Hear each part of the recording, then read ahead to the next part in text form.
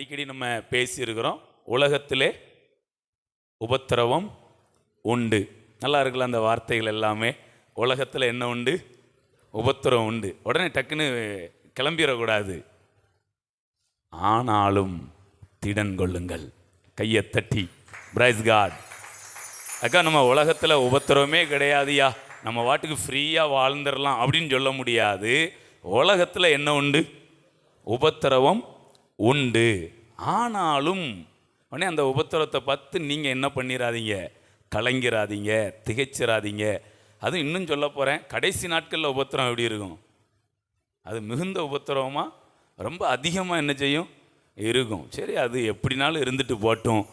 ஆண்டவர் சொல்லியிருக்கிறாரு, அது உபத்திரவமாக இருக்கட்டும், மிகுந்த உபத்திரவமாக இருக்கட்டும், நமக்கு ஆண்டவர் சொல்லியிருக்கிறாரு, நீங்கள் திடன் கொள்ளுங்கள். கையை தட்டி இன்றைக்கு ஆண்டவர் நம்ம இங்கே கொண்டு வந்திருக்கிறாரு. நம்மளை சுற்றி என்ன இருந்தாலும் சரிதான், நீங்கள் நானும் திடன் கொள்ளும்படி ஆண்டவர் கொண்டு வந்திருக்கிறார். இது எப்படி இருக்குது அப்படின்னா, கொஞ்சம் வெயில் கொஞ்சம் அதிகமாக தான் இருக்கும். ஆனால் நீங்கள் உங்களை என்ன பண்ணுங்க, நல்லா திட்டப்படுத்திக்கிடுங்க. எந்த வெயிலுக்கும் உருகாதவர்களாக கையை தட்டி பிரைஸ் காட், ஹல்லேலூயா. ஸோ ஒரு விலையேற பெற்ற ஒரு அபிஷேகம் எதுக்கு அப்படின்னா, நாம் திடனாக இருப்பதற்கு. பைபிள் அழகாக ஒரு வசனம் எழுதியிருக்கும் பாருங்கள், அது கொஞ்சம் வாசிக்கலாமா? கொஞ்சம் நிறைய வசனங்களோடு கூட போவோம். அப்போ வாழ்க்கையில் விசனமே இருக்காது. எங்கே வசனம் இருக்கோ அங்கே என்ன இருக்காது? யாராவது ரொம்ப விசனமாக இருக்காங்கன்னா கொஞ்சம் வசனம் கொஞ்சம் கம்மியாக இருக்குதுன்னு அர்த்தம். வசனம் நிறையா இருந்ததுன்னா அங்கே விசனமே என்ன செய்யாது? இருக்காது. சங்கீதம் 112 அதில் 6 வாசிங்க. அவன், இங்கே யாரை பற்றி எழுதினா, ஒரு நீதிமானை குறித்து எழுதியிருக்கு. அவன் என்றென்றைக்கும் அசைக்கப்படாதிருப்பான். ஹல்லேலூயா. என்றென்றைக்கும் என்ன பண்ண மாட்டானா? அப்போ அசைக்கிற மாதிரி சில காரியங்கள்லாம் வாழ்க்கையில் என்ன செய்யும்? வரும். ஆனாலும் அவன் என்றென்றைக்கும் அசைக்கப்படாதிருப்பான். நீதிமான் நித்திய கீர்த்தி உள்ளவன். கையை தட்டுங்க. நீதிமான் கீர்த்தியுள்ளவன் கிடையாது, நீதிமான் நித்திய கீர்த்தியுள்ளவன். கையை தட்டி உங்களுடைய கீர்த்தி அது நித்திய கீர்த்தி. ஓ ஹல்லேலூயா. இது வெறும் வார்த்தை அல்ல, இது ஒரு அபிஷேகம். இப்பொழுதே தலை மேலே வச்சு சொல்லுங்க, என்னுடைய கீர்த்தி அது அநித்தியமானதல்ல, அது போய் வருகிறதல்ல, அது நித்தியமான கீர்த்தி.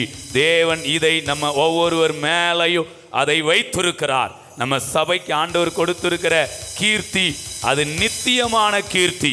உங்க குடும்பத்துக்கு அவர் ஒன்றை வைத்திருக்கிறார், அது நித்தியமானது.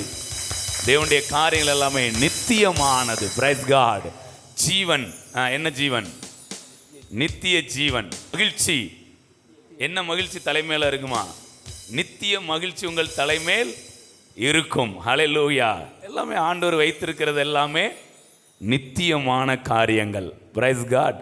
ஆனால் அந்த நித்தியமான காரியம் சில நேரம் நம்ம கண்ணுக்கு தெரியாத மாதிரி இருக்கலாம். ஆனால் அதை நாம் பூரணமாய் சொல்ல சொல்ல சொல்ல அந்த கண்ணுக்கு தெரியாத நம்ம கண்ணுக்கு தெரிய ஆரம்பிக்கும். அதில் கொஞ்சம் வாசிக்கலாம். நீதிமான் நித்திய கீர்த்தி உள்ளவன். செய்தியை கேட்கிறதினால், துர்ச்செய்தியை கேட்கிறதினால் பயப்படான். வாவ், கையை தட்டுங்க. அப்போ நம்ம துர்ச்செய்திலாம் கேள்விப்படுறதுக்கு வாய்ப்புகள் என்ன செய்யுது? இருக்கு. ஆனால் அதை கேட்கறதுனால சாதாரணமாக இருக்கிறவங்களுக்கு பயம் உண்டாகும். நீதிமானோ துர்ச்செய்தியை கேட்டாலும் அவன் பயப்பட மாட்டான். கையை தட்டி, அது எவ்வளோ பெரிய துர்ச்செய்தியாக இருந்தாலும் சரி, எதை குறித்த துர்ச்செய்தியாக இருந்தாலும் சரிதான், அவன் பயப்பட மாட்டான். கையை தட்டி பிரைஸ் காட். ஓகே, அடுத்து பாருங்க, அது ஏன் பயப்பட மாட்டானா? சூப்பராக இருக்கு. அவன் இருதயம் கர்த்தரை நம்பி இருக்கும், திடமனதாயிருக்கும். Price God.